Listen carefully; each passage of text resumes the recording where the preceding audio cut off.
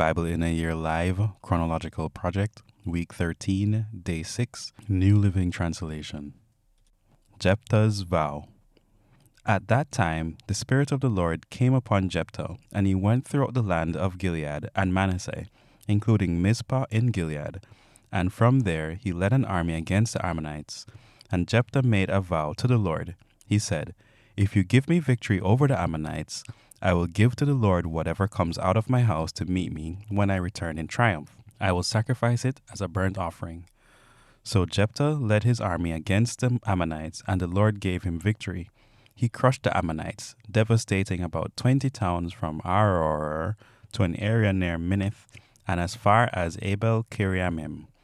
In this way, Israel defeated the Ammonites. When Jephthah returned home to Mizpah, his daughter came out to meet him, playing on a tambourine and dancing for joy. She was his one and only child. He had no other sons or daughters. When he saw her, he tore his clothes in anguish. "Oh, my daughter," he cried out, "you have completely destroyed me. You have brought disaster on me, for I have made a vow to the Lord, and I cannot take it back." And she said, "Father, if you have made a vow to the Lord, you must do to me what you have vowed. For the Lord has given you a great victory over your enemies, the Ammonites. But first, let me do this one thing. Let me go up and roam in the hills and weep with my friends for 2 months, because I will die a virgin." "You may go," Jephthah said, and he sent her away for 2 months. She and her friends went into the hills and wept because she would never have children. When she returned home, her father kept the vow he had made, and she died a virgin. So it has become a custom in Israel for young Israelite women to go away for 4 days each year to lament the fate of Jephthah's daughter. Ephraim fights with Jephthah. Then the people of Ephraim mobilized an army and crossed over the Jordan River to Zaphon. They sent this message to Jephthah: "Why didn't you call for us to help you fight against the Ammonites? We are going to burn down your house with you in it." Jephthah replied, "I summoned you at the beginning of the dispute, but you refused to come. You failed to help us in our struggle against Ammon. So when I realized you weren't coming, I risked my life and went to battle without you, and the Lord gave me victory over the Ammonites. So why have you now come to fight me?" The people of Ephraim responded, "You men of Gilead are nothing more than the fugitives from Ephraim and Manasseh." So Jephthah gathered all the men of Gilead and attacked the men of Ephraim and defeated them. Jephthah captured the shallow crossing of the Jordan River, and whenever a fugitive from Ephraim tried to go back across, the men of Gilead would challenge him. "Are you a member of the tribe of Ephraim?" they would ask. If the man said, "No, I am not," they would tell him to say Shibboleth. If he was from Ephraim, he would say Sibboleth, because people from Ephraim cannot pronounce the word correctly. Then they would take him and kill him at the shallow crossing of the Jordan. In all, 42,000 Ephraimites were killed at that time. Jephthah judged Israel for 6 years. When he died, he was buried in one of the towns of Gilead. Ibzan becomes Israel's judge. After Jephthah died, Ibzan from Bethlehem judged Israel. He had 30 sons and 30 daughters. He sent his daughters to marry men outside his clan, and he brought in 30 young women from outside his clan to marry his sons. Ibzan judged Israel for 7 years. When he died, he was buried at Bethlehem. Elon becomes Israel's judge. After Ibzan died, Elon from the tribe of Zebulun judged Israel for 10 years. When he died, he was buried at Aijalon in Zebulun. Abdon becomes Israel's judge. After Elon died, Abdon, son of Hillel, from Pirathon, judged Israel. He had 40 sons and 30 grandsons, who rode on 70 donkeys. He judged Israel for 8 years. When he died, he was buried at Pirathon in Ephraim, in the hill country of the Amalekites. The birth of Samson. Again, the Israelites did evil in the Lord's sight, so the Lord handed them over to the Philistines, who oppressed them for 40 years. In those days, a man named Manoah from the tribe of Dan lived in the town of Zorah. His wife was unable to become pregnant, and they had no children.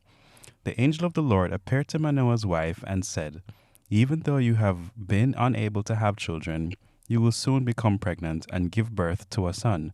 So be careful. You must not drink wine or any other alcoholic drink, nor eat any forbidden food. You will become pregnant and give birth to a son, and his hair must never be cut, for he will be dedicated to God as a Nazarite from birth. He will begin to rescue Israel from the Philistines." The woman ran and told her husband, "A man of God appeared to me. He looked like one of God's angels, terrifying to see.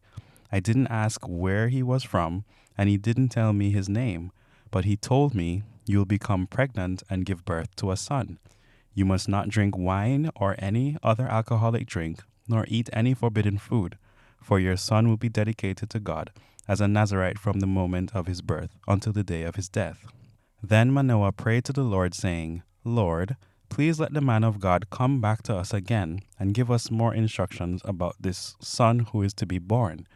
God answered Manoah's prayer, and the angel of God appeared once again to his wife as she was sitting in the field. But her husband Manoah was not with her. So she quickly ran and told her husband, "The man who appeared to me the other day is here again." Manoah ran back with his wife and asked, "Are you the man who spoke to my wife the other day?" "Yes," he replied, "I am." So Manoah asked him, "When your words come true, what kind of rules should govern the boy's life and work?" The angel of the Lord replied, "Be sure your wife follows the instructions I gave her. She must not eat grapes or raisins, drink wine or any other alcoholic drink, or eat any forbidden food." Then Manoah said to the angel of the Lord, "Please stay here until we can prepare a young goat for you to eat." "I will stay," the angel of the Lord replied, "but I will not eat anything. However, you may prepare a burnt offering as a sacrifice to the Lord." Manoah didn't realize it was the angel of the Lord. Manoah asked the angel of the Lord, "What is your name? For when all of this comes true, we want to honor you." "Why do you ask my name?" the angel of the Lord replied. "It is too wonderful for you to understand." Then Manoah took a young goat and a grain offering and offered it on a rock as a sacrifice to the Lord. And as Manoah and his wife watched, the Lord did an amazing thing. As the flames from the altar shot up toward the sky, the angel of the Lord ascended in the fire. When Manoah and his wife saw this, they fell with their faces to the ground. The angel did not appear again to Manoah and his wife. Manoah finally realized it was the angel of the Lord, and he said to his wife, "We will certainly die, for we have seen God." But his wife said, "If the Lord were going to kill us, he wouldn't have accepted our burnt offering and grain offering. He wouldn't have appeared to us and told us this wonderful thing and done these miracles." When her son was born, she named him Samson, and the Lord blessed him as he grew up. And the Spirit of the Lord began to stir him while he lived in Mahanadan, which is located between the towns of Zorah and Eshtaol. Samson's riddle. One day when Samson was in Timnah, one of the Philistine women caught his eye. When he returned home, he told his father and mother, "A young Philistine woman in Timnah caught my eye, and I want to marry her. Get her for me." His father and mother objected. "Isn't there even one woman in our tribe or among all Israelites you could marry?" they asked. "Why must you go to the pagan Philistines to find a wife?" But Samson told his father, "Get her for me. She looks good to me." His father and mother didn't realize the Lord was at work in this, creating an opportunity to work against the Philistines, who ruled over Israel at the time. As Samson and his parents were going down to Timnah, a young lion suddenly attacked Samson near the vineyards of Timnah. At that moment, the Spirit of the Lord came powerfully upon him, and he ripped the lion's jaw apart with his bare hands. He did it as easily as if it were a young goat, but he didn't tell his father or mother about it. When Samson arrived in Timnah, he talked with the woman and was very pleased with her. Later, when he returned to Timnah for the wedding, he turned off the path to look at the carcass of the lion. He found that a swarm of bees had made some honey in the carcass. He scooped some of the honey into his hands and ate it along the way. He also gave some to his father and mother, and they ate it, but he didn't tell them he had taken the honey from the carcass of the lion. As his father was making final arrangements for the marriage, Samson threw a party at Timnah, as was the custom for the elite young men. When the bride's parents saw him, they selected 30 young men from the town to be his companions. Samson said to them, Let me tell you a riddle. If you solve my riddle during these 7 days of the celebration, I will give you 30 fine linen robes and 30 sets of festive clothing. But if you can't solve it, then you must give me 30 fine linen robes and 30 sets of festive clothing. All right, they agreed. Let's hear your riddle. So he said, out of the one who eats came something to eat. Out of the strong came something sweet. 3 days later, they were still trying to figure it out. On the fourth day, they said to Samson's wife, entice your husband to explain the riddle for us, or we will burn down your father's house with you in it. Did you invite us to this party just to make us poor? So Samson's wife came to him in tears and said, you don't love me, you hate me. You have given my people a riddle, but you haven't told me the answer. I haven't even given the answer to my father or mother, he replied. Why should I tell you?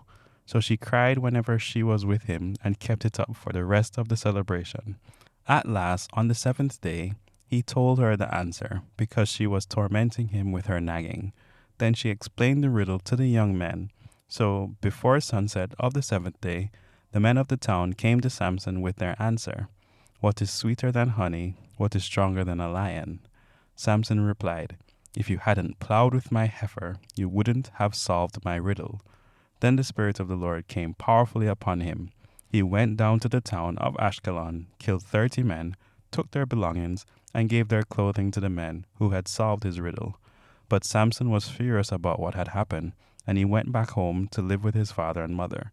So his wife was given in marriage to the man who had been Samson's best man at the wedding. Samson's vengeance on the Philistines. Later on, during the wheat harvest, Samson took a young goat as a present to his wife. He said, I'm going into my wife's room to sleep with her. But her father wouldn't let him in. I truly thought you must hate her, her father explained, so I gave her in marriage to your best man. But look, her younger sister is even more beautiful than she is. Marry her instead. Samson said, this time I cannot be blamed for everything I am going to do to you Philistines. Then he went out and caught 300 foxes. He tied their tails together in pairs, and he fastened a torch to each pair of tails. Then he lit the torches and let the foxes run through the grain fields of the Philistines. He burned all their grain to the ground, including the sheaves and the uncut grain. He also destroyed their vineyards and olive groves. Who did this? The Philistines demanded. Samson, was the reply, because his father-in-law from Timnah gave Samson's wife to be married to his best man. So the Philistines went and got the woman and her father and burned them to death.